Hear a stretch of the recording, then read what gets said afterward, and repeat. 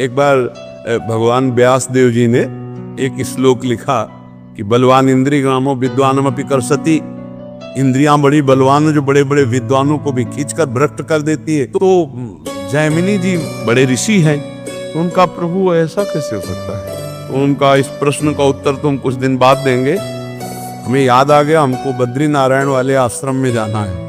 अब ये उत्तर है उनके प्रश्न का। उसी शाम को हल्की सी वर्षा होने लगी। भगवान है व्यासदेव जी, संध्या का समय, 16 वर्ष की अवस्था धारण की, श्याम रंग।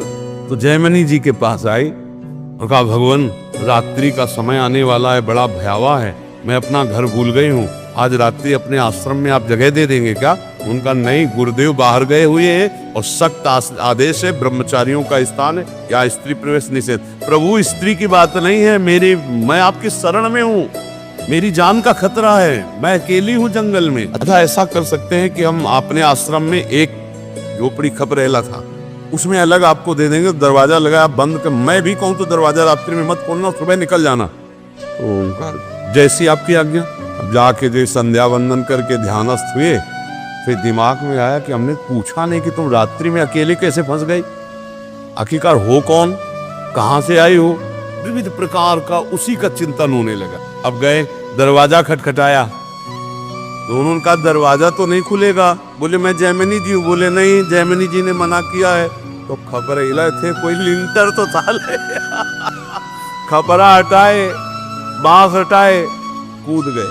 देखा दो वो सुंदर रूप क्योंकि भगवान ने धारण किया था, श्याम रंग, छटा छा रहे थे।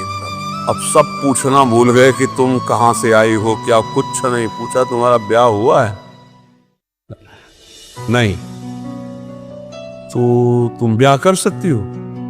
हाँ। उनका फिर ब्याह कर लो हमसे। उनका शर्त है, जहां आप स्नान करने गए थे वहां काली जी का मंदिर है, वहां तक अपना मुंह काला करो, हमें पीठ में बैठा लो और वहां तक ले चलो, फिर वो आम जयमाला डाल देंगी तुम्हारे। सोचा नहीं का मामला है। बोले ठीक है। काम कितना प्रबल होता है। मुंह काला किया, पीठ में बैठा ला, घुटने के बल चले। जब वहां पहुंचे तो 2 थप्पड़ मारे। तब उन्होंने देखा तो भगवान व्यास देव जी ने कहा, इस लोग गलत है कि सही? बोले गुरुदेव सही है।